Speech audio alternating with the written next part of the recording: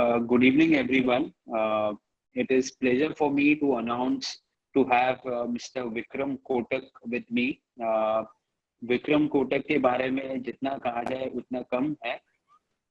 विक्रम कोटक अपने साथ more than 35 साल का अनुभव इक्विटीज का लाते हैं, जहां पे इन्होंने बहुत बड़े बड़े रोल्स और बहुत बड़ी ऑर्गेनाइजेशन को लीड किया है। परहैप्स विक्रम ने बिरला सन लाइफ, डॉयचे म्यूचुअल फंड में बहुत बड़ा योगदान किया है इस स्तर पे पहुंचाने का जहां पे वो आज हैं। अभी विक्रम अपना खुद का एक बड़ा फंड एस लैंसडाउन इन्वेस्टमेंट चलाते हैं, जहां पे काफी लंदन के बड़े बड़े इन्वेस्टर्स ने इस फंड में पार्टिसिपेट किया है। इससे पहले विक्रम डॉयचे म्यूचुअल फंड को हेड करते थे एज अ CIO, जहां पे वो 7 से 8 हजार करोड़ का म्यूचुअल फंड संभालते थे।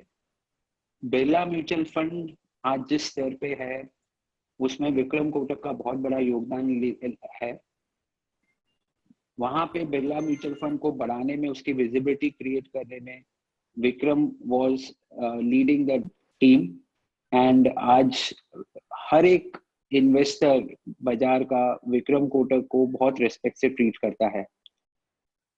ये हमारा सौभाग्य है। We feel proud to have him with us. हमको ये पर्सनली मेरे को विक्रम ने बहुत ज्यादा मेंटरिंग की है। आज हमारे बीच में काफी लोग जो मोनार्क के हैं उसमें विक्रम काफी एक्टिवली हमको गाइड करते रहते हैं और हमने काफी कुछ इनसे सीखा है। ये हमारा सौभाग्य है कि विक्रम आज हमारे साथ हैं और हम उनकी इनसाइट से काफी कुछ सीखेंगे। विक्रम को आज उनका इससे ज्यादा परिचय देना उद्देश्य ठीक नहीं है, आप सभी जानते हैं, सभी ने पढ़ा है। विक्रम हमको उनके व्यूज बताएंगे कि ग्लोबली अभी किस दौर से हम गुजर रहे हैं। उसके बाद भारत में वो क्या देख रहे हैं, क्या उनकी सोच है, कहाँ पे उनको लगता है कौन से सेक्टर्स देखने चाहिए, उनका व्यू अभी इकोनॉमी को लेके। एक चीज इसमें काफी हमको काफी कुछ ऐसी चीजें जानने को मिलेंगी जो शायद हम लोग अभी अनदेखा कर चुके हैं। टू बी वेरी क्लियर, इस फोरम में हम कोई भी स्टॉक स्पेसिफिक रिक्वेस्ट को एंटरटेन नहीं कर पाएंगे क्योंकि Vikram has certain compliance reasons. Because of certain compliance reasons, Vikram will not be able to answer any questions pertaining to stocks. हालांकि वो अपना व्यू जरूर देंगे कि कौन से स्टॉक्स उनको अच्छे लग रहे हैं, वो क्या देख रहे हैं आने वाले समय में, किस स्टॉक्स में तेजी आ सकती है या उनका व्यू क्या है, वो जरूर वो काफी डेप्थ में आपसे शेयर करेंगे। सो आपका Q&A जो भी होगा वो प्लीज कोई स्टॉक स्पेसिफिक ना रखें, आप लोग स्पेसिफिक टू सेक्टर्स रखें। Vikram would be very happy to answer. इस वेबिनार का हम जैसे कंडक्ट करेंगे, शुरू के आधी घंटे विक्रम अपना पर्सपेक्टिव देंगे and then we will leave it open for Q&A for any one of you to ask to Vikram. That's how we'll conduct this. Over to you, Vikram. Thanks a lot once again for coming and joining us. Thank you, Gaurav. Thank you, Vaibhav. Thank you, Alok, and thank you, Jito, for inviting me to this webinar. And thank you. I hope everyone is safe at home and enjoying their life, which people are waiting to see for many, many years. People are spending so much time in traveling and, you know, earning money. And now suddenly God has told us to stay back home and enjoy our life. So I just tweeted a few minutes back a very small tweet that happiness curve of the life has moved from driving BMW car.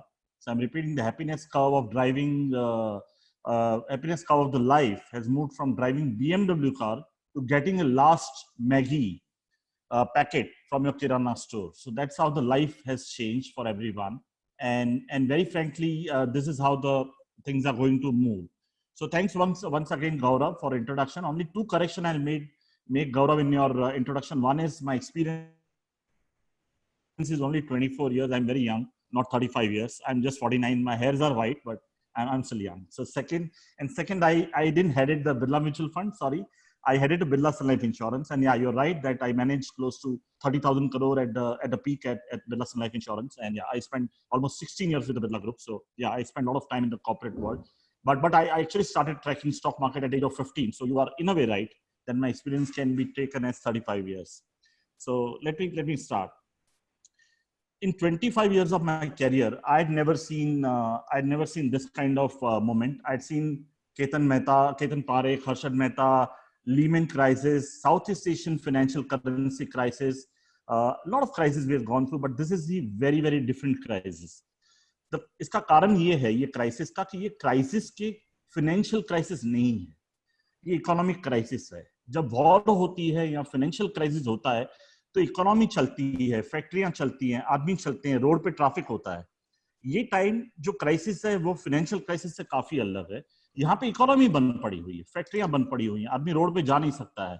तो जो दुनिया का जो clock है वो clock stop हो चुका है. तो ये क्राइसिस काफी अलग है, क्योंकि फाइनेंशियल क्राइसिस की दवा जो है वो फाइनेंशियल पैकेज से होती है. आप वॉर की दवा जो होती है वो इकोनॉमी को रिलीफ पैकेज से होती है. बट जो पैंडेमिक क्राइसिस है, जो ये वायरस क्राइसिस है, इसकी दवा एक्चुअली कोई है ही नहीं unless we get a vaccine invented by the world, which is in my view at least 8 to 12 months away.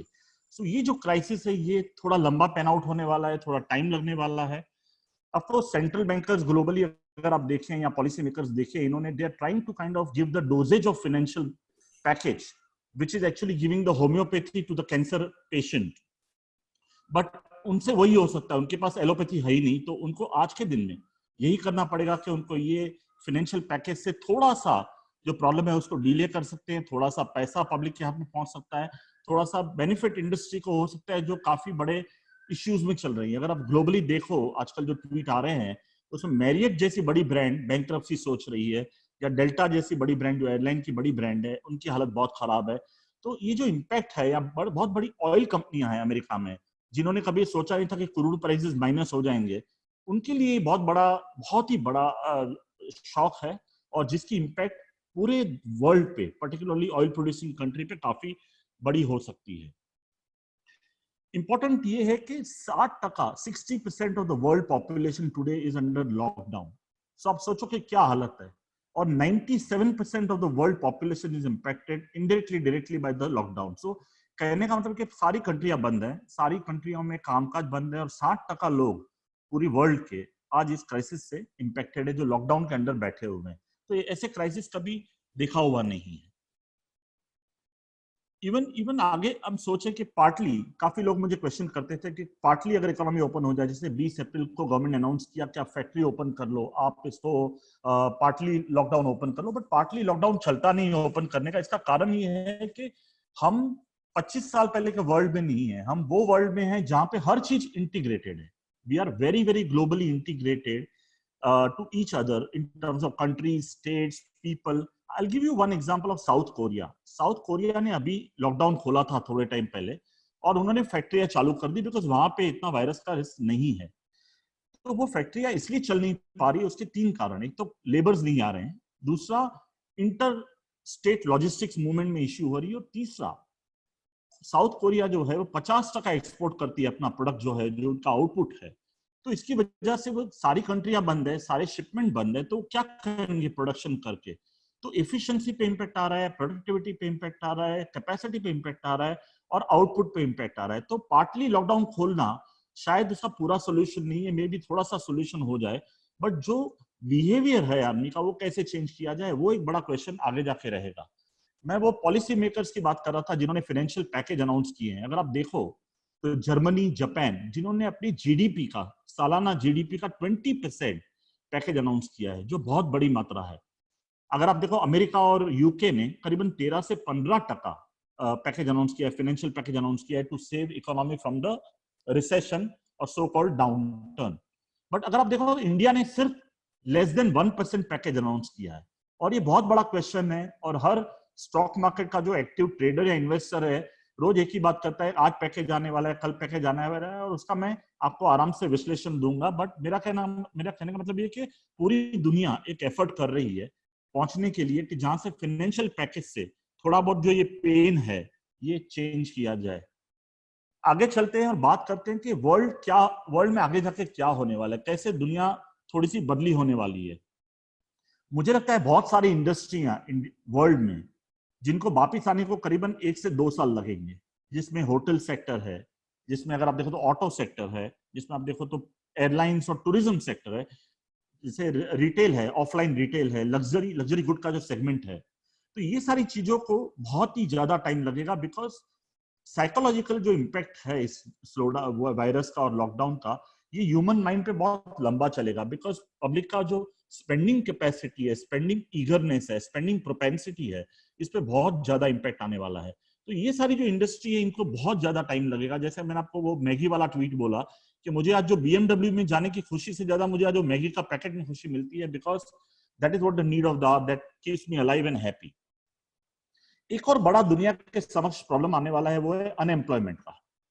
ये बहुत ही बड़ा अनएम्प्लॉयमेंट का प्रॉब्लम आने वाला है। अगर आप देखो तो अमेरिका में करीबन 15 करोड़ एम्प्लॉय थे 3 महीने पहले। पिछले 1 महीनों में 2.2 crore people have lost job in America. इसका मतलब 15% लोग जो अमेरिकन थे उनके जॉब चले गए सिर्फ 1 ही महीने के वायरस के लॉकडाउन से। आप सोचो ये क्या आगे जाके इनकी हालत कितनी खराब हो सकती है। तो ये जो पॉइंट है, ये बहुत बड़ा इंपॉर्टेंट पॉइंट है, और ये सिर्फ अमेरिका नहीं बट सारे वर्ल्ड के जो कंट्री बहुत ज्यादा इंपैक्टेड है, वहां हर जगह पे ये जॉब पे इंपैक्ट आने वाले। तो अनएम्प्लॉयमेंट बहुत जोर से बढ़ने वाला है, वो इंडिया हो या यूएस हो या कोई भी कंट्री हो। तो ये बहुत बड़ा चेंज होने वाला है। ये एक लाइफ का बड़ा चेंज हमको एक्सेप्ट करके चलना पड़ेगा। दूसरा जो बड़ा चेंज हो रहा है लाइफ में, वो हो रहा है कि वर्क फ्रॉम होम। अभी जैसे हम ये वेबिनार कर रहे हैं, वेदर वैभव भाई हो कि आप सब हम अपने घर से या अपने लोकेशन से वेबिनार कर रहे हैं। तो ये एक बहुत बड़ा सी चेंज है लाइफ में। मैंने करीबन 1000 से ज्यादा इवेंट अटेंड की होंगी as a panel discussion, as a speaker, और उसमें मैंने पहली बार ये वेबिनार की है। तो आप सोचो कि लाइफ का जो सबसे बड़ा पैराडाइम शिफ्ट हो रहा है, वो आदमी वर्क फ्रॉम होम कर रहा है, वेबिनार पे बात कर रहा है, जो एक तरह से अच्छा भी है क्योंकि कॉस्ट एफिशिएंट है। बट ये नया land of the law of the land होने वाला है मेरे हिसाब से। दूसरा है कि आप मोबाइल गेमिंग, ये बहुत ही बड़ा ट्रेंड चेंज हो रहा है। प्राइम वीडियो जैसे अमेजोन प्राइम है या वूट है या जो भी आप देख रहे हैं, हॉटस्टार है, वो सबसे बड़ा टाइम ले जाएगा आदमी से। मैंने सुना लूडो किंग करके गेम आई है, जिसका रात को वेटिंग पीरियड 1 घंटा होता है। अगर आपको गेम खेलनी हो तो 1 घंटा तक आपको वेट करना पड़ता है। ये टाइप की डिमांड जो मोबाइल गेमिंग में आई है, ये सारी चीजें अगले 1 साल तक रहने वाली है। तो मेरा ये मानना है कि ये सारी चीजें हमारी लाइफ में पार्ट बन जाएंगी। Online learning, online webinar, mobile gaming, ये सारी चीजें, वर्क फ्रॉम होम, ये सारे अपने लाइफ के पार्ट एंड पार्सल होने वाले हैं, जो हमने कभी सोचा नहीं था। सेक्टर पे आए तो सेक्टर पे जो सबसे ज्यादा इंपैक्टेड सेक्टर, जैसे मैंने कहा है, वो रहेंगे टूरिज्म, एनबीएफसी जो लेंडर्स हैं, जो रिस्क वाला लैंडिंग करते हैं, उनको ज्यादा इंपैक्ट आएगी। ट्रैवल है, ऑटो है, ये सारे सेक्टर को, रिटेल ऑफलाइन है, ये सारे सेक्टर को टाइम लगेगा वापस आने के लिए। मैन्युफैक्चरिंग है, जिनकी कॉस्ट स्ट्रक्चर बहुत हाई है, इनको बहुत ज्यादा इंपैक्ट होने वाला है, बिकॉज इनकम तो जीरो हो गई है, रेवेन्यू है नहीं, और आपका कॉस्ट स्ट्रक्चर चालू है, और इसकी वजह से स्लो डाउन भी काफी आगे जाके बढ़ने वाला है। मैंने और एक ट्वीट किया था करीबन 15-20 दिन पहले कि कोरोना वायरस तो छोड़ दीजिए, वो इतना भयंकर नहीं है, बट कोरोना वायरस जाने के बाद जो 3 डेडलीस्ट डी है, 3 deadliest D are going to be downturn, default and disruption in the mind of consumer. Consumer क्या सोचेगा इसके बाद, वो सबसे बड़ा डायलेमा होगा हर इंडस्ट्रियलिस्ट, हर इन्वेस्टर, हर वो आदमी जो डिपेंड करता है कंज्यूमर पे। तो कंज्यूमर माइंडसेट बहुत जोर से चेंज होने वाला है। डिफॉल्ट रेट्स बहुत बढ़ेंगे ग्लोबली और इंडिया में। और तीसरा जो है डाउनटर्न, एक जो है इकोनॉमिक डाउनटर्न, वो बहुत ज्यादा रहेगा। मेरा मानना है कि ग्लोबली बहुत सारी इकोनॉमी, मैं रिपीट कर रहा हूँ, ग्लोबली बहुत सारी इकोनॉमी 2020 में 5 से लेके 20% तक जीडीपी डाउन ग्रोथ करेगी। जो हम ग्रोथ की बात करते हैं, वो 5 से 20% जीडीपी ग्रोथ डाउन हो सकता है। इंडिया के केस में मेरा मानना है कि इंडिया का जीडीपी ग्रोथ शायद 1 से लेके 4% के बीच में, या 2 से लेके 4% के बीच में नेगेटिव ग्रोथ कर सकता है 2021 के लिए। बट उसके डरने की जरूरत नहीं, क्योंकि हमको सबको पता है, हमको ये देखना है कि आगे जाके जो ये डिमांड पेंटअप होगी, उसका बेनिफिट 2022 में कैसे आएगा, उस पर ज्यादा हम फोकस करेंगे। और जो coming to the good sectors, जहाँ सेक्टर्स में ज्यादा डिमांड रहेगी, वो रहेंगे हेल्थ केयर, वो रहेगा आईटी, वो रहेगा डेटा यूजेज जैसे इंटरनेट है, वो रहेगा grocery, day to day necessity की चीजें जो हैं, वो सारी चीजों में ज्यादा डिमांड रहेगी। ऑनलाइन ट्रेडिंग, भी बहुत डिमांड में रहेगा अगर आप पैसा बना सकते हो। तो पैसा नहीं बना सकते हो तो शायद ऑनलाइन ट्रेडिंग भी आपके बस के लिए नहीं है। ये क्वेश्चन आता है कि अगर आदमी नई गाड़ी नहीं खरीदेगा तो क्या करेगा। तो मेरा ये मानना है कि आदमी डेफिनेटली अपनी जो गाड़ी की परचेस है वो 6 महीने से लेके 2 साल तक पोस्टपोन कर देगा, और उसकी जगह से अपनी जो करंट गाड़ी है, करंट व्हीकल है, गाड़ी हो, टू व्हीलर हो या जो भी हो, उसको वो मेंटेन करेगा। उसके लिए वो ज्यादा लुब्रिकेशन ऑयल डालेगा, लुब्रिकेंट ऑयल डालेगा, और अपनी बैटरी रेगुलरली चेंज करेगा। तो वहां पे एक डिमांड, वो सेक्टर में जो छोटे सेक्टर्स हैं वहां पे भी एक डिमांड का दौर देखा जा सकता है, बिकॉज रिप्लेसमेंट डिमांड बहुत ज्यादा बढ़ने वाली है दुनिया में। आदमी कैपिटल एक्सपेंडिचर नहीं करेगा और आदमी उससे ज्यादा रिकरिंग एक्सपेंडिचर करेगा, उसकी वजह से उसकी लाइफ चलती रहे, और वो जो ये समय है, डिफिकल्ट समय है अपना 6-12 महीने का, उसको हम पास कर जाएं। बिकॉज जान है तो जहान है, ऐसे बोलते हैं, बाकी तो लॉन्ग टर्म में सारे डेड हो जाते हैं। बट आई थिंक अभी जो इंपॉर्टेंट पॉइंट है कि प्रोटेक्शन कैसे करना है। पिछले एक डिकेड में मैंने देखा है, मेरा एक्सपीरियंस, कि बहुत लोगों ने अच्छी वेल्थ बनाई है। बहुत सारे स्टॉक्स लार्ज कैप में करीबन 30 से 40% CAGR से हर साल बढ़े हैं। बट मुझे लगता है अगला 3 या 4 साल का period will be preservation of wealth and deploying your wealth at a right place. Because अगर हम सेम गलती करेंगे जो पास में की है, getting to a small stocks और माइक्रो स्टॉक्स, वो शायद ये हेल्प नहीं करेगा। तो यहाँ पे जो है ये डाउनटर्न का सबसे बड़ा बेनिफिट जो होने वाला है, वो जो मार्केट लीडर्स हैं, जो बड़ी कंपनियां हैं, जो कैश रिच कंपनियां हैं, उनको ये बहुत बड़ा फायदा होने वाला है। तो आपका इन्वेस्टमेंट जो आप प्लान करें उसको उस हिसाब से प्लान करें। दूसरा, coming back to the shutdown opening and all that, मैं अभी सुन रहा था एक फैक्ट्री केरला में चालू हुई लास्ट वीक में, 20 तारीख को, सॉरी, और करीबन 200 वर्कर आने वाले थे, उसकी जगह से 50 वर्कर आए खाली। और 50 वर्कर आए इसलिए बिकॉज बाकी सारे माइग्रेंट लेबर्स थे, तो वो अपने अपने गांव चले गए, अपने अपनी जगह चले गए। तो ये सबसे बड़ा डिफिकल्ट होगा जब फैक्ट्री चालू होंगी तभी। That is the first thing. Second, demand कहां से आएगी। तीसरा, इंटरस्टेट लॉजिस्टिक्स, पर्टिकुलरली इंडिया के लिए बोल रहा हूँ कि महाराष्ट्र जैसे हॉटस्पॉट है, बट बाजू का स्टेट शायद हॉटस्पॉट नहीं है। तो ये जो एक पॉइंट है कि interstate demand, interstate logistic challenges, supply disruption, ये सारे इम्पैक्ट करेंगे फैक्ट्री खोलने के बाद। फिर जो 50 वर्कर आए थे, 40 से 50 वर्कर, उसमें से 2 लोग को फीवर था। वो 2 फीवर में से एक जन को कोरोना पॉजिटिव हुआ, तो फैक्ट्री बंद करनी पड़ी।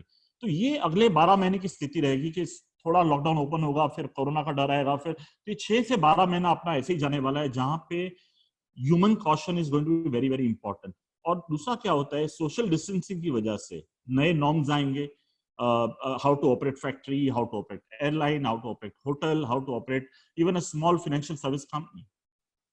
तो ये नॉर्म्स की वजह से सारे लोग जो है फुल कैपेसिटी पे काम भी नहीं कर पाएंगे। तो इसकी इम्पैक्ट प्रोडक्टिविटी और एफिशिएंसी पे आएगी। तो एक तरह से फैक्ट्री नहीं खुलना शायद अभी ठीक है, और कोरोना को कंप्लीटली वाइप ऑफ करने दो 1-2 महीने के अंदर, एंड देन आप उसके बाद आप फैक्ट्री खोलो। ये एक व्यू पॉइंट है। और एक व्यू पॉइंट ये भी है कि आप जहां पे एक्सपोर्ट ओरिएंटेड यूनिट है और जहां पे हॉटस्पॉट नहीं है, वहां पे आप काम चालू रहने दो। तो ये 2 व्यू पॉइंट्स है, उसके ऊपर एक बहस हो सकती है। Coming to the other important point that काफी लोग मुझे पूछते हैं, मेक इन इंडिया ये बड़ी अपॉर्चुनिटी है। जैसे चाइना में हमने देखा, चाइना ने जो यूएस के और ग्लोबल एलिगेशंस हैं कि चाइना ने ये वायरस फैलाने में हेल्प की है, जो मुझे नहीं पता है सही है या गलत है, मेरा व्यू उस पर कुछ भी नहीं है। उसकी वजह से काफी लोग को चाइना शिफ्ट करना है, चाइना में से उनकी फैक्ट्रियां शिफ्ट करनी है, काफी वेस्टर्न वर्ल्ड के लोगों को। इवन जापान ने पब्लिकली अनाउंस किया है कि, इवन यूएस ने अनाउंस किया कि चाइना से हम फैक्ट्रियां शिफ्ट करेंगे। तो काफी लोग का क्वेश्चन है कि इंडिया का तो बहुत बड़ी अपॉर्चुनिटी है, इंडिया को तो बहुत ही बड़ा फायदा हो सकता है इसका। ये बात एकदम सही है दैट इंडिया को इसका फायदा लेना चाहिए और बहुत बड़ा फायदा हो सकता है। बट मेरा ये मानना है कि हम लोग अभी तक फायदे के लिए प्रिपेयर्ड नहीं है। As a country we are not prepared, because अपनी कंट्री के अपने खुद के चैलेंजेस हैं, अपने कंट्री के अलग अलग चैलेंजेस हैं। जैसे कंपेयर टू दैट मुझे लगता है US would be preferred to shift their factories in South America. उसका एक और इंपॉर्टेंट कारण है कि they want their raw material और input near to their cities, not away from their cities. So मेरा ये मानना है कि शायद South America, Vietnam, South Korea, ये सब ज्यादा बेनिफिशियरी होंगे अगर ये शिफ्ट हो रहा है। तो इंडिया को डेफिनेटली फायदा होगा। हमने देखा फेसबुक का इन्वेस्टमेंट इंडिया में आया है, बट इंडिया को और प्रिपेयर करना पड़ेगा अपने आप को ये मेक इन इंडिया जो सक्सेसफुल करने के लिए, in terms of ease of doing business, in terms of infrastructure, in terms of facilities. तो इंडिया को बहुत मेहनत करनी है इसके ऊपर, ऐसा मेरा मानना है। एक और बड़ा पॉइंट है जो जनरली मुझे पूछा जाता है कि आप कैसे इन्वेस्ट करेंगे ये मार्केट में, क्या करेंगे। तो मेरा ये मानना है कि हर आदमी को अपना एसेट एलोकेशन जो है वो ठीक से करना पड़ेगा। शायद मुझे लगता है काफी लोग टाइमिंग करने जाते हैं कि गोल्ड अभी चलेगा या नहीं चलेगा, प्रॉपर्टी अभी चलेगी कि नहीं चलेगी, एफडी में डालना चाहिए, उसमें तो टैक्स लगता है।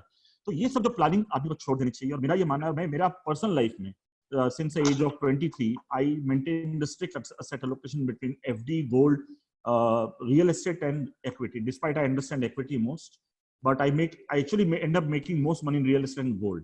तो ये मेरा मानना है कि ये जो asset allocation वाला टूल है ये आदमी को मेंटेन करना है। ये मेरा मानना है कि this is very very important. And अगले 6 से 12 महीने तो लिवरेज नहीं करना है, लिवरेज को थोड़ा दूर रखना है। I think preservation of wealth is a Mantra for next 2 to 3 years, ऐसा मेरा मानना है। अगर वैक्सीन मिल जाता है, अगर ग्लोबल सिचुएशन इंप्रूव होती है तो definitely we can take a risk. But आज की तारीख में मुझे ऐसा कुछ भी नहीं लग रहा है जिससे इकोनॉमी बहुत जोर से वी शेप बाउंस करेगी। इसका कारण ये है, जैसे मैंने बताया, कि फाइनेंशियल क्राइसिस नहीं है, ये इकोनॉमिक क्राइसिस है। रियल इकोनॉमी बंद पड़ी हुई है और ऐसा नहीं है कि कुछ चल रहा है और प्रोडक्शन हो रहा है और कुछ दुनिया चल रही है, वो नहीं है। दुनिया एक स्टेंसिल पे आ गई है और ये शायद पीरियड मई या जून तक कैरी कर सकता है। तो इसको एक टाइम लगने वाला है रिपेयर होने का। और खुलने के बाद भी ये ऐसा नहीं कि स्ट्रेट अवे चालू हो जाएगा और फुल कैपेसिटी हो जाएगी। मैंने मारुति के चेयरमैन को भी सुना था कि उन्होंने बोला कि सोशल डिस्टेंसिंग की वजह से गाड़ियों की डिमांड बढ़ जाएगी। बट मेरा ये व्यू काफी अलग है। मेरा तो ये पहला व्यू है कि आदमी का साइकोलॉजिकल माइंडसेट इतना चेंज हो चुका है कि आदमी गाड़ी खरीदने पहले 2 बार सोचेगा कि मैं नया खर्चा करूं कि नहीं करूं। तो मुझे नहीं लगता कि गाड़ियों की डिमांड बहुत जोर से चेंज हो जाएंगी just because of social distancing. मुझे लगता है काफी चीजें डाउन ट्रेडिंग होनी चालू हो जाएंगी। अगर कोई आदमी एसयूवी खरीदना सोचा है तो शायद आधी दाम की गाड़ी खरीदेगा, और जो आदमी अगर छोटी गाड़ी सोचा वो शायद 2 व्हीलर से काम चला लेगा। तो अगला 6-12 महीना तो ये इम्पैक्ट मुझे लगता है आने वाली है। और इंडिया में क्या हुआ है कि अगर आप देखो तो स्लो डाउन पिछले 2 साल से चल रहा है। हमको ये कोविड की वजह से स्लो डाउन लग रहा है, बट अगर आप देखो काफी सारे पार्ट ऑफ द वर्ल्ड में, Germany, Italy, Japan, China, India, ये काफी स्लो डाउन से ऐसे ही गुजर रहे हैं। हमारे यहाँ यस बैंक, जेट एयरवेज, दीवान हाउसिंग, सीसीडी, ये सारे प्री कोरोना हुए हैं, पोस्ट कोरोना नहीं हुए हैं। ये सारे बड़े बड़े ब्रांड्स हैं इंडिया के, बहुत ही बड़े बड़े ब्रांड्स हैं। किसने सोचा था ये सारे ब्रांड्स बंद हो जाएंगे या फाइनेंशियल ट्रबल में आएंगे। तो इंडिया का स्लो डाउन काफी टाइम से चल रहा है और वो स्लो डाउन में एक और जो सबसे बड़ा झटका दिया है वो कोरोना वायरस ने दिया है। तो मुझे ऐसा नहीं लग रहा है कि इंडिया की इकोनॉमी बहुत जोर से इंप्रूव होने वाली है यहाँ से अगले 1 साल में। और जो रिकवरी आएगी वो भी वी शेप नहीं आ सकती है, वो स्लोली इंप्रूवमेंट आएगा इंडिया की इकोनॉमिक रिकवरी में। तो ये ब्रॉडली जो मेरा व्यू था about what is happening, I am summarising in 3 lines. Indian economic recovery is little far away, so global recovery. Second, preserve your capital and be careful in allocating your capital to different asset classes in a very, very judicious manner. And third, very important point, the sectors which I told you, sectors which are going to benefit immediately and sectors which are going to have impact for next 6 to 12 months. So ये मेरा summary है about what's outlook globally and what's the outlook for India. And Gaurav, I'll be happy to take any questions from your end. Sure. Thank you, Vikram, for your valuable insights. Alok, can you make the forum open for any Q&A? I'll do that, sir. Thank you, Vikram ji, for this detailed outlay. जो भी attendees है उनके जिनके भी कुछ questions है तो आपके स्क्रीन के सामने Q&A सेशन का विंडो है। Okay. आप उसमें आपके Q&As डाल सकते हैं। हम बारी बारी से यहाँ पे क्वेश्चंस विक्रम जी से पूछेंगे। आलोक, you can start. कोई जो Q&A है वो start. Sir, so I'll start with the Q&A. There is this question that which will be the sector which will rebound the fastest post lifting of the lockdown? If you can give the name of participant, I'll be happy if it's possible. I'll do that, sir. So there is this question from Mr. Mahindra Jain. Yeah. He asks, which will be the sectors which will rebound the fastest post lifting of the lockdown? Okay. तो महेंद्र जी, मेरा simple answer इसके बारे में ये है कि हम हमारी डे टू डे जो रोजाना लाइफ है उसको चेक करें तो हम सबसे पहले जाके अभी लॉकडाउन में क्या कर रहे हैं। हम ग्रोसरी खरीद रहे हैं, हम अपना मेडिकल की चीजें खरीद रहे हैं।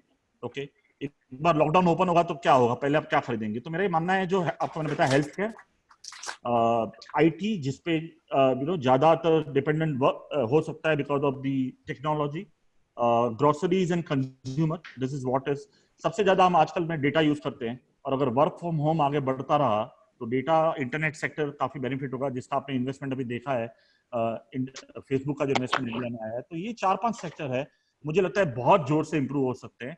और एक जो सेक्टर है बैंकिंग, जहां पे काफी लोग का मिक्स व्यू है, मेरा भी ये व्यू है कि वीकर प्लेयर्स को बहुत इंपैक्ट होगी, बट जो स्ट्रॉन्ग प्लेयर्स हैं, जो अच्छी क्वालिटी के बैंक्स हैं, उनका मार्केट शेयर बढ़ता रहेगा। तो ये अक्रॉस द सेक्टर बेनिफिट होने वाले हैं। बट जो लीडर्स हैं सेक्टर में और जिसका डिमांड सिनेरियो ठीक ठाक है, जैसे मैंने आपको 4-5 सेक्टर बताए, वहां पे सबसे ज्यादा रिबाउंड आने वाला है। Thank you Vikram sir. Next question है नवीन सिपानी से। वो जानना चाहते हैं कि what is the outlook on oil and gas sector. Oil and gas में नवीन जी ये है कि इंडिया में ऑयल एंड गैस सेक्टर ज्यादातर रेगुलेटेड है। तो जब क्रूड के प्राइसेस ऊपर जा रहे थे तो गवर्नमेंट ने पेट्रोल और डीजल के दाम बढ़ा दिए थे। अब क्रूड प्राइस 0 हो गए हैं तो गवर्नमेंट ने वही पेट्रोल और डीजल के दाम रखे हैं। तो ये रेगुलेटेड सेक्टर में मैं इन्वेस्टमेंट ज्यादा नहीं करता हूं, बिकॉज हमारे पास उसका it's not a free sector, it's a regulated sector. So मेरा ये मानना है कि ये हालत में क्रूड की, जहाँ पे सबके GRMs और जहाँ पे सबके डाउनस्ट्रीम अपस्ट्रीम कंपनी की जो कंडीशन है वो बहुत ही इंपैक्ट होगी, इनका प्रॉफिटेबिलिटी पूरा व्हाइट वॉश हो जाएगा। तो वो सेक्टर से मैं थोड़ा सा अवॉइड करूंगा उसमें पैसा डालने के लिए। Thank you sir. Next question है फ्रॉम मिस्टर शाह के करेंसी पे क्या व्यू है। क्रूड नीचे है, गोल्ड इंपोर्ट डाउन है, तो how will you look at this. ये बहुत ही अच्छा क्वेश्चन है शाह साहब से। आई थिंक मेरा ये मानना है कि जब जब क्राइसिस हुए हैं, फाइनेंशियल क्राइसिस हुए हैं या जियोपॉलिटिकल क्राइसिस हुए हैं, तो एक ही करेंसी वर्ल्ड में है जिसको डेप्रिशिएट नहीं होती है, बाकी सारी करेंसी डेप्रिशिएट होती है। वो करेंसी है USA। तो डॉलर है वो सबका सबका किंग है, सबका फादर है। 60% of the global currency reserve अगर डॉलर में पड़े हुए हैं, और we are actually at a mercy of the global change. एक ही है कि जो पैकेज का हो रहा है, जो अगर पैकेज बहुत बड़ा दे दिया तो करेंसी पर रन आ सकता है, बिकॉज फिस्कल डेफिसिट बढ़ सकती है। दैट्स व्हाई गवर्नमेंट इज शायद इसलिए प्रूडेंट है अब तक कि वो अपना टाइम ले रहे हैं, समझ रहे हैं कि क्या हो रहा है क्या नहीं हो रहा है। तो मेरा ये मानना है करेंसी एज अ देशभक्त, I want currency to appreciate, but unfortunately currency will continue to be in a trouble for long time, because we lost that plot in last 5 years। और मेरा ये मानना है करेंसी थोड़ा टाइम डेप्रिशिएट ही होने वाली है और सस्टेनेबल डेप्रिसिएशन करेंसी में आएगा। Thank you sir. Next question है फ्रॉम पार्टिसिपेंट। उनको ये जानना है कि with present status of lockdown and if further extended, how will it impact unemployment in India. जो मैंने कहा कि मैंने अमेरिकन एग्जांपल आपको दिया अनएम्प्लॉयमेंट का, और इंडिया में भी अनएम्प्लॉयमेंट की हालत बहुत खराब है। और मैं तो प्री कोविड को छोड़ दीजिए, कोरोना वायरस को छोड़ दीजिए, उसके पहले भी इंडिया का अनएम्प्लॉयमेंट 30 ईयर हाई पे है। उसके पहले भी इंडिया की poverty, below poverty line people has actually moved up to 30 year high. So काफी सारी चीजें ऑलरेडी प्रॉब्लम में है। और मेरा मानना है कि अनएम्प्लॉयमेंट बढ़ सकता है। जितना लॉकडाउन ज्यादा बढ़ेगा उतना अनएम्प्लॉयमेंट पे ज्यादा इंपैक्ट आने वाली है। That is what government is trying to do to by improving this partial lockdown, bringing some areas which are comparatively less impacted by the corona, वहां पे गवर्नमेंट जाके लॉकडाउन ओपन करना चाहती है, because गवर्नमेंट को भी पता है कि सोशल इंपैक्ट इसकी बहुत ज्यादा है, बहुत ही ज्यादा है। Thank you sir. एक क्वेश्चन है, can you kindly give an insight on Franklin Templeton default in debt mutual fund today. Are this debt funds safe and can it happen to equity mutual funds also. Equity is more riskier, because equity में तो शायद stock zero भी हो सकता है। मैं Templeton को शायद व्यू नहीं दे पाऊंगा, because it will be compliance issue for me. But मेरा ये मानना है कि शॉर्ट टर्म में जो भी क्रेडिट टाइप के फंड हैं, जो भी क्रेडिट टाइप के फंड है या लॉन्ग टर्म बॉन्ड फंड है, जो ज्यादातर लोअर क्वालिटी के बॉन्ड में पैसा डालते हैं, वहां पे पैसा नहीं डालना चाहिए। जो फंड गवर्नमेंट सिक्योरिटी या बहुत ही हाई क्वालिटी के AAA पेपर लेती है, वहां पे आपको डालना चाहिए, क्योंकि overall interest rate scenario benign रहेगा, डाउनवर्ड रहेगा, तो बॉन्ड में पैसा बन सकता है। बट शायद गवर्नमेंट सिक्योरिटी और वो टाइप के फंड में ज्यादा पैसा बन सकता है। जैसे मैंने पहले भी कहा कि आज के दिन में सेफ्टी ज्यादा जरूरी है। आज के दिन में पैसा कमाना ज्यादा जरूरी है। आप जितना पैसा बचाओगे अभी, जितना प्रिजर्व करोगे, जितना कम कमाओगे, वो आपका फायदेमंद रहेगा। तो मेरा ये मानना है कि टेम्पल्टन का व्यू मेरे पास नहीं है, बट समरी एक ही है कि जो भी बॉन्ड फंड हैं जहाँ पे रिस्क ज्यादा है, जहाँ पे बॉन्ड फंड ने क्रेडिट पोर्टफोलियो बहुत ही रिस्की बॉन्ड्स में डाला है, वहां पे अवॉइड करना बहुत जरूरी है, बिकॉज उसमें लिक्विडिटी नहीं है। ऐसा नहीं कि वो डिफॉल्ट करेंगे, बट कोई बायर ही नहीं है तो बेचेंगे कैसे? Thank you sir. Next question पे जाते हैं।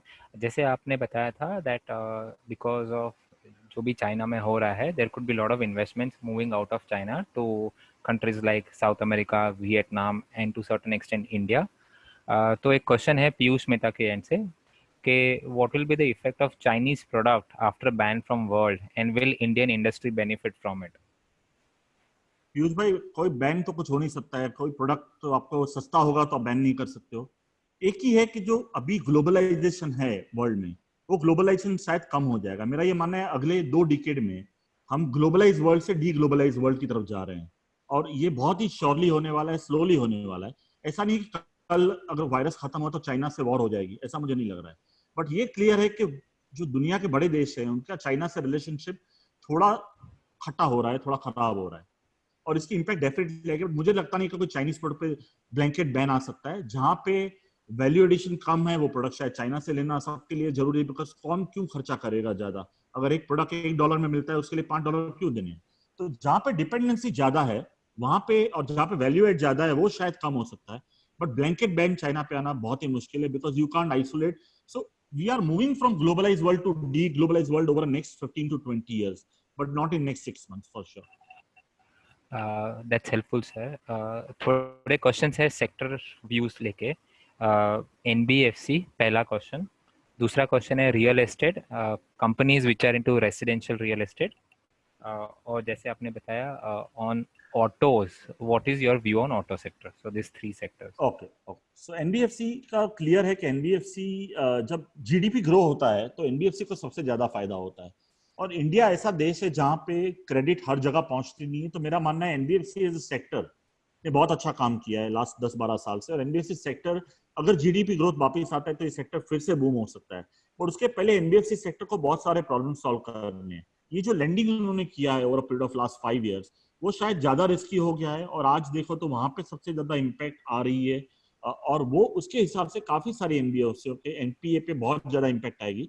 तो मेरा मानना है एनबीएफसी सेक्टर थोड़ा सा रिस्की है ये टाइम पे, जब तक जीडीपी ग्रोथ वापस नहीं आता है। तो शायद 2022 के लिए ये सेक्टर बेटर रहेगा, 22-23 के लिए। बट आज के दिन में NBFC, unless you buy very very strong player at the top end, मुझे लगता नहीं कि एनबीएफसी सेक्टर खरीदना चाहिए। ऑटो पे मेरा view, long term view bearish है, आज नहीं पिछले 1-1.5 साल से। बिकॉज मेरा ये मानना है कि जो नया मिलेनियल है उसको गाड़ी नहीं चलानी है, उसको उबर में जाना है।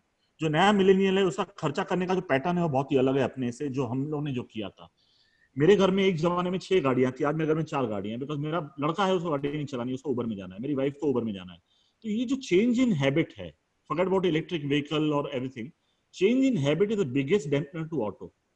तो मेरा ये मानना है कि auto will see a structural slowdown, or particularly CV and SCV going forward will see a more slowdown because of economic trend, and four wheeler also will have an impact. ऊपर से क्या हो रहा है कि बहुत सारे इनोवेशन आ रहे हैं फोर व्हीलर में। तो जो ओरिजिनल बायर था, जो गाड़ी खरीदता था इंडिया की सबसे बड़ी कार कंपनी की, आज उसके लिए 50 चॉइस है, 40 चॉइस है। एक एसयूवी लेने जाओ तो 10 एसयूवी खड़ी है वहां पे, अलग अलग ब्रांड की, अलग अलग प्राइजेस की। सो आई थिंक ये जो बड़ा फैक्टर है, it will keep auto at the slow down. Only एक सेक्टर ऑटो में जो टू व्हीलर है, वहां पे मुझे लग रहा है कि शायद डिमांड रिवाइव हो जाएगी। और जैसे मैंने बताया कि आदमी अगर गाड़ी चेंज नहीं करेगा, बट आदमी डेफिनेटली उसको लुब्रिकेशन करेगा, और उसको डेफिनेटली उसमें बैटरी चेंज करेगा, उसमें टायर चेंज करेगा, तो वहां पे डिमांड इंटेक्ट रहेगी। Thank you sir. Sorry, third sector is real estate. So real estate पे मेरा व्यू है कि रेसिडेंशियल रियल एस्टेट इंडिया में चलता रहेगा, अच्छा रहेगा। अगला 6 महीना शायद ये डिफिकल्ट फेज है, बट लॉन्ग टर्म फोकस जो रियल एस्टेट का है, क्योंकि इंडिया में हर आदमी को घर तो खरीदना है। हम अमेरिकन नहीं हो सकते हैं, हम लीज रेंटल पे लॉन्ग टर्म में नहीं रह सकते हैं, बिकॉज वो अमेरिका से पढ़ा हुआ लड़का हो या इंडिया का पढ़ा हुआ, उसको घर तो खरीदना ही। तो शायद 6 महीना अगले शायद वो टफ पीरियड रहेगा। ऊपर से इंटरेस्ट रेट इतने नीचे आ गए हैं आज।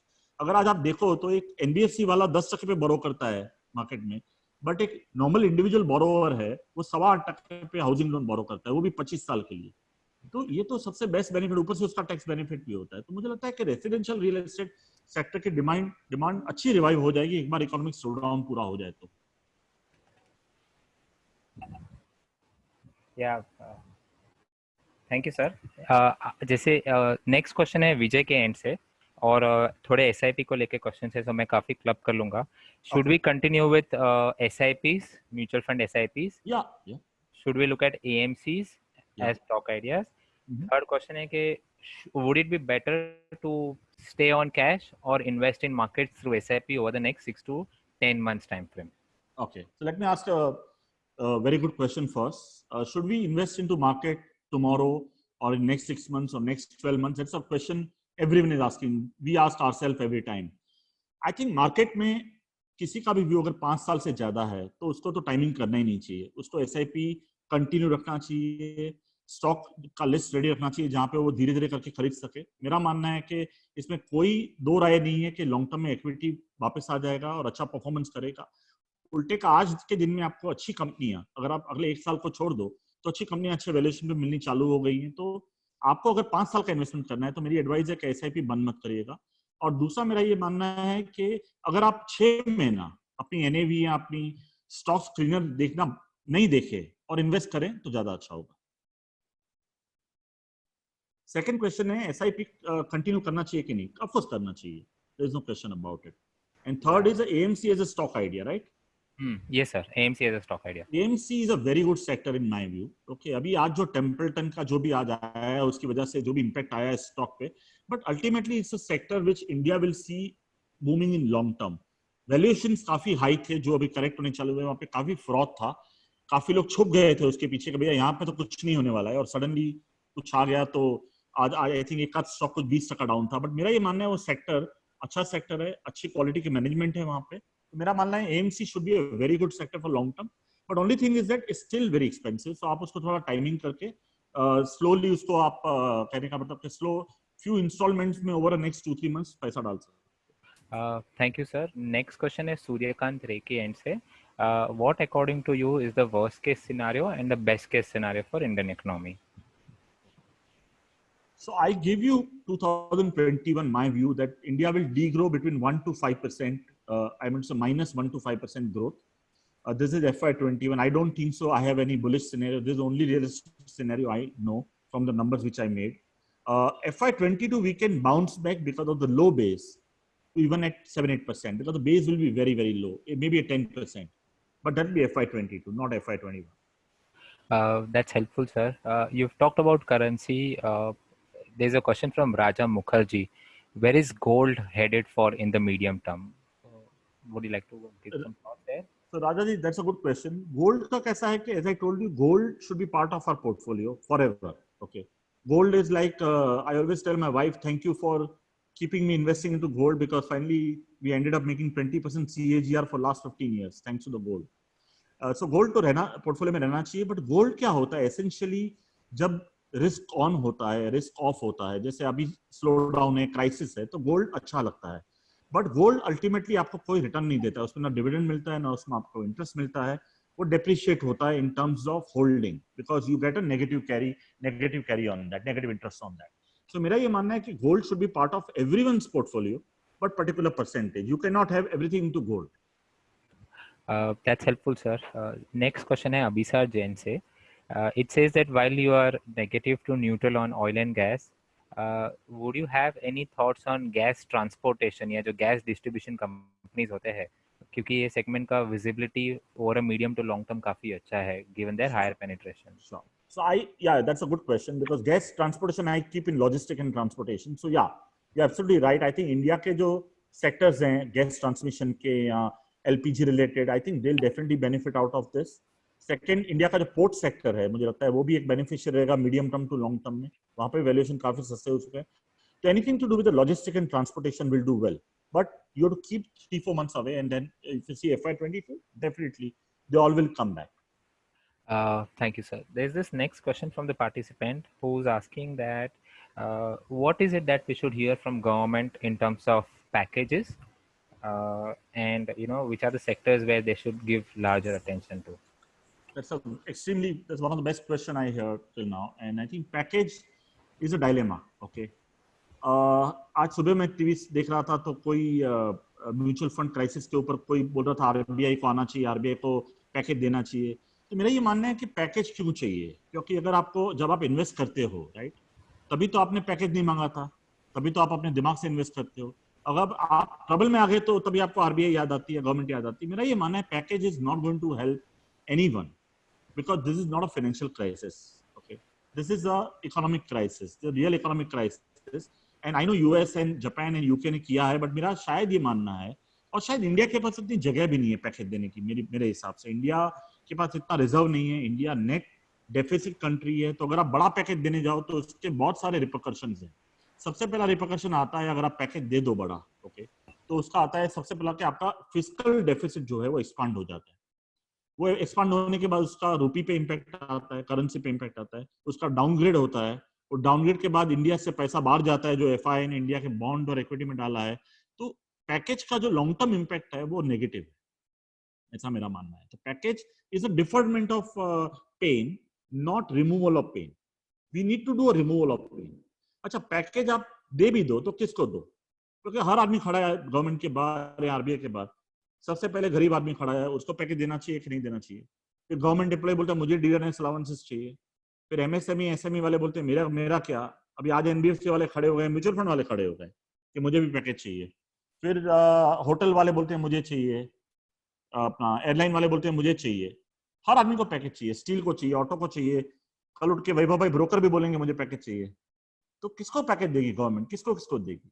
As a responsible citizen, I believe the package should be only for the people who are at the below poverty line, people who cannot have their livelihood, and package should not be given at a mass scale to everyone, because it ultimately is a sufferment to you in a longer term. So that's really an insightful thought there. I'll move to the next question. You've talked about IT sector, which could be good in the longer term, and we are majorly exporters of IT services. With what we are seeing in US and Europe, do you think this would be good time to invest into IT space? IT should be slow back, because IT में एक ही है कि अगला 3-4 महीना traveling will be impacted. Of course, I know a few guys who are in Bangalore and Chennai and Hyderabad. They're operating from home, they're operating from hotels, they're operating from a social distancing. So actually IT के लिए advantage एक ही है कि आप कोई भी location से काम कर सकते हो।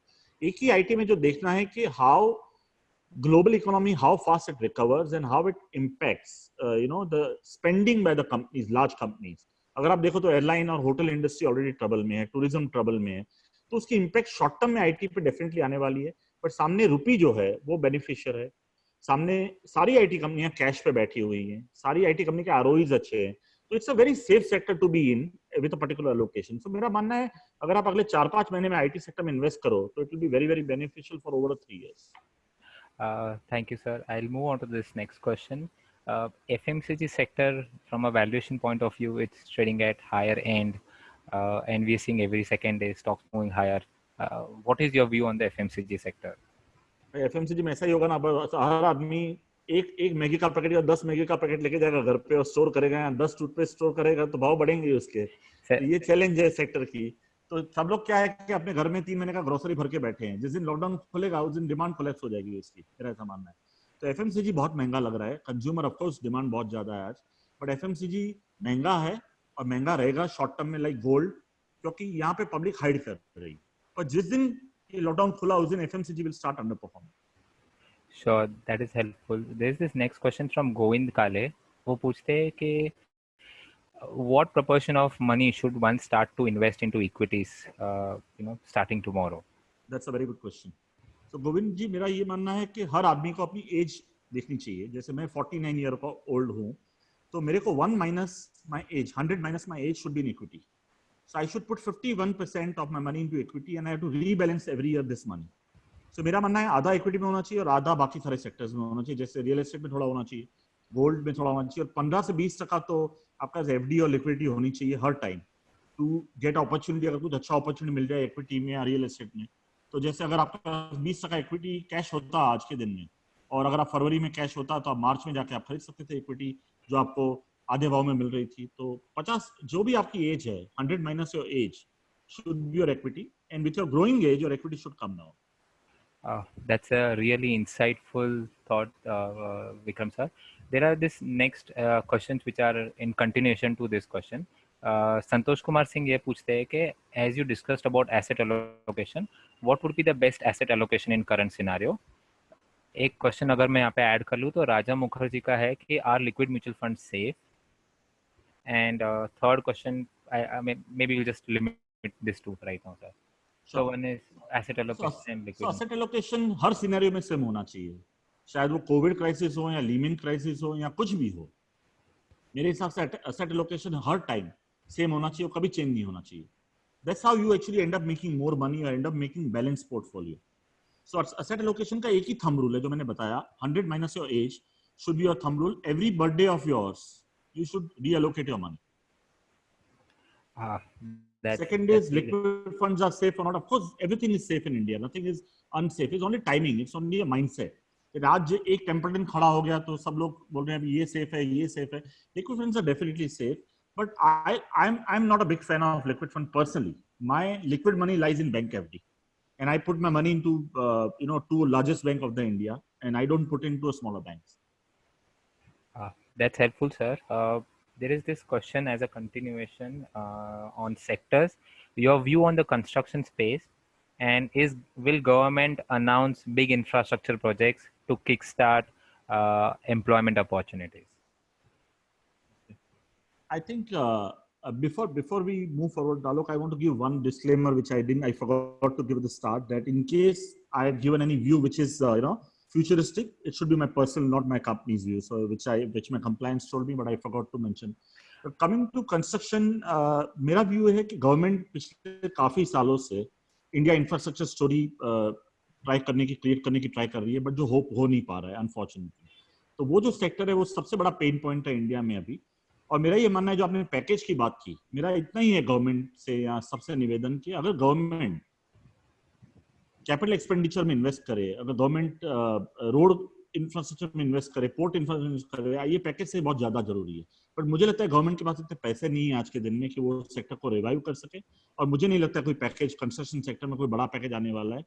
Everyone has to pay their own price of their own dinner. Why should government pay someone else price for having a dinner? So मेरा मानना है construction sector, irrespective of COVID or non-COVID, I'll avoid the sector. That's helpful, sir. Next question है अभय टिब्रेवाल से. Would life insurance companies benefit the most in the current scenario? That's a very good question, Abhay. I think I forgot to mention the सबसे पहला जो impact है work from home के बाद आदमी के माइंड पे, वो खर्चा कम करने का और इंश्योरेंस बढ़ाने का है. तो मुझे लगता है इंश्योरेंस सेक्टर लॉन्ग टर्म में बहुत ही ज्यादा बेनिफिट होगा. और शायद मुझे लगता है ये सेक्टर ऐसा है जो फार्मा के बाद बहुत अच्छा परफॉर्मेंस दे सकता है, क्योंकि हर आदमी इंडिया में अंडर इंश्योर्ड है और वो पहले जाके ये देखेगा कि how do I finish my insurance, because कल उठ के कुछ भी हो सकता है. तो मुझे लगता है instead of spending money on something else, he will first go and correct his insurance investment. Unfortunately, being from insurance sector, Indian insurance is very, very expensive, barring term insurance. So they have to invest into correct area. But insurance sector as a whole, as an investment, is a very good investment for 2 to 5 years. That's helpful, sir. I'll move to the next question. This is from Deepak Batra. With whatever tools government has, what would be the ways to resolve the unemployment problem? That's what my basic argument is, that government should invest meaningfully into the projects. Government should invest into build the roads. Government should build infrastructure. Government should build plants. Government should do everything. Okay, and then it will automatically create investment, because today a private corporate, 10 years back, private corporate was much more dynamic, but today the private corporate or MSME or SME is much less dynamic because government has stopped investment for many years. So government has to revive this sector by revive the sector which can create a highest employment, which is a infrastructure, which is making a plant or making a roads, which will actually create the bottom of the pyramid employment. So government has to start investing into it, which will solve two problems. Look, one is create employment, and second, also it will give a lot of boost, the confidence, or kind of, I can say, the a boost in the confidence of corporate to invest into the sectors. Today, the boost is actually completely dried down. Yeah, that's really helpful, sir. There is this question from Arvind Kumar. With whatever statistics that we have seen on the rural front, We haven't read too much about the impact of pandemic on population in rural markets. Call it as a function of less tests or whatever. To add to it, we have seen some decent element of agricultural output and some element of pricing, MSPs to some Yeah, extent. yeah, yeah. So would it be safe to say that rural economy would revive much faster than urban, or it's going to be both rural versus urban at the same time? That's a very good question and observation, Arvind. And I think you are absolutely right that, of course, on the lighter side, I can say that media can't reach the bottom of the rural, so they don't know how many COVIDs there, or people even don't aware what is COVID all about in the very rural part of the country. But having said that, yeah, rural is the advantage of rural is less dense. People are staying away from each other. India is a hot country, so finally we have that advantage also. And definitely, I think the first one to revive will be rural, not the urban. But only problem with the rural right now is a lot of unemployment, a lot of crop failure, a lot of issues in terms of the per capita. So I think that's the only thing we need to watch out for, that the crop failure, even crop, forget about crop. Farmers are not able to send their what to say agri items to the cities because of this all lockdown and all that. So there is a huge impact on the mindset of farmers also, and the rural people also. And unemployment is a big issue for last 5 years in the rural market. But I still agree with you that rural will be much faster to open up in terms of lockdown, and as well as quick to revive, because the kind of penetration is much lower still on many of the essential items. That's helpful, sir. There is this question, which talks from Deep Sangvi. Can online businesses be the new way of doing business? And Absolutely, some yes. thoughts on export sector. Which export sector? I mean, this question is. Okay, so I'll talk about online. I'll talk about online. So online is a next wave. Online is a way to kind of go ahead, and which is anyway started. Today, when you see Amazon US is at all-time high after all this COVID and all that, right? So online is the next big baby, whether it's doing business or data analytics or artificial intelligence, or doing anything, even doing the webinars, even doing the online training. Forget about anything else. Why should a guy travel from Mumbai to Chandigarh to train 50 people? He should actually train on this one. Even I've seen my son was in USA and he just came back and he's doing the online courses. The US professors teach him sitting there in his own room. So I think online is going to be the at least way for next many years, not for next 2-3 years, irrespective of COVID. But COVID actually made online much more stronger than what it was yesterday. So online is the next big game for sure. So that's helpful. Maybe I'll just take the last question before I hand it to Vaibhav, sir. Yes. Any thoughts on the chemical sector, specialty chemicals? Or Chemical will.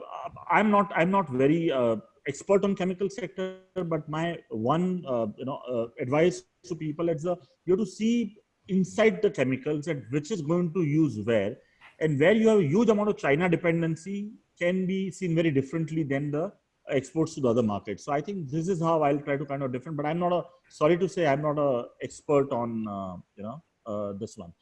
Coming to one, Alok, I want to give one answer because I'm seeing a lot of chats coming about Nifty, where the Nifty will go. And I think the most people are interested to know Nifty, but I'll not able to give the view on Nifty, but I'll tell you, not give you exact number on Nifty, but my personal view from going forward for the market is next 3 to 4 months, we may see we may taste the low which we have seen in last, 1 month. But that will be opportunity to buy, because most people, what happened that when you see low, you end up getting panic. You end up selling your stock because you further expect correction from that level. But I think next 3 to 4 months, in my view, if someone really want to invest for 3 to 4 years, I think it's a great time to buy India. It's a great time to buy India because not because of government initiative, but I think Indian fighting spirits and animal spirits and entrepreneurial spirit which country has to come back very strong and very fast. But buying has to be very careful. You cannot buy stock because it's a 5 rupee stock. You have to buy a leader in the market. You have to buy a particular, so if you're buying a, say, paint company, buy a leader. If you're buying an auto company, buy a leader. Just see to it that you're buying a leader, a clean company, a cashish company, and a very, very good corporate governance company, and a very solid management. So I think this is what you have to take care. But I think my advice to everyone is in one line, is next 3 to 4 months, keep your cash ready, and you'll get enough of opportunity on a bad day, on a bad news. Like today, AMC was a bad news. So you keep on getting the opportunity where you get your same stocks which you're getting it a month before at a double price, you'll get at a discount price. I'll just try and chip in a last question from my side, and which is something which even Arvind Kumar has tried to post. Three recommendations or three things that you would want government to really put in as an initiatives to kickstart the economy. The biggest thing I think the government should do is, which is the problem for last 5-6 years, not about the COVID or non-COVID, is that different regulators in this country, different people at a different hem of affairs, and they're not connected to each other. The Supreme Court talks something else, NCLT talks something else, SEBI talks something else, RBI talks something else, finance minister is in different worlds. So my view is that they all have to be on the same page and also see the pain of people which they are going through. I think MSME, SME, small companies are going through a severe pain for the last few years. So I think government has to really focus on larger part of the country, which is, India is not about employment. India is not about corporate employment. India is only 10% corporate employment. 90% people who are employed are in a self businesses. So I think government has to really focus on seeing the pain of the lower end of the curve, and which will be the really beneficiary for the country. I am not interested that they reduce tax rate for HNIs or something, but I think the really focus has to be see that how you bring this 30% of the BPL people, or how do you bring this lower end of the people or MSME kind of people who can actually further generate employment and cut down unemployment, which is what someone asked the question, right? So my advice to government is simple, that all the people have to work in a one direction, cannot have a different direction. Second, just see to it that you create employment, and we can't see our fellow Indian, sleeping without any food or something like that, and they suicide because of something. I think government need to really focus on that rather than really focusing on financial service package or AMC package or mutual fund package or something like that. That's my advice to government. Sir, that's really an insightful thing. So one thing which I can certainly take forward from all this conversation is preservation of wealth, keep investing into markets from the next 3 to 6 months perspective, and look at market leaders, companies which are cash rich in the natures, and sectors have to be something where we see some element of revival. That's a perfect analysis, Alok. Yeah, thank you, sir. I would hand over this call to Vaibhav sir for his for his notes. Vaibhav sir, please. Vaibhav sir.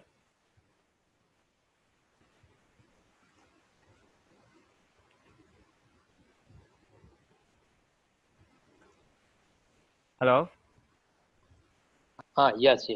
Yeah. अभी unmute हो गया. Hello. Sir, you're audible now. आवाज आ? Yeah, yes, audible. Yeah. Okay. First of all, thank you Vikram भाई.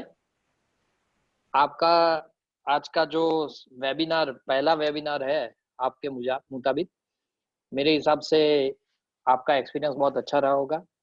और जिस तरह से लोगों के क्वेश्चंस आ रहे हैं, मतलब recently I see the question answer session. So many questions are there, and more.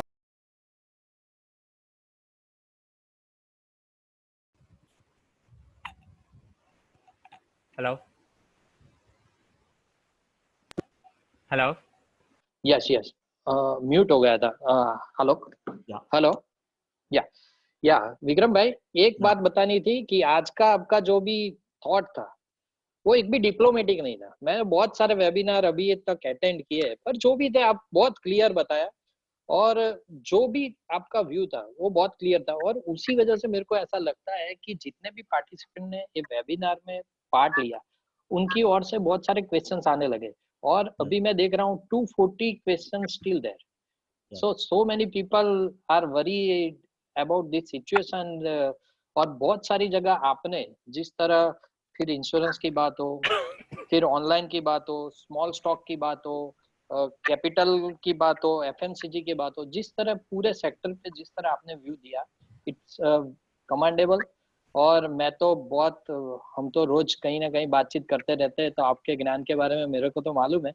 पर आई एम वेरी हैप्पी कि आज जितने भी 500 लोग ने ज्वाइन किया, उनको आपका नॉलेज और हर सेक्टर पे जो पकड़ है उनके बारे में पता चला.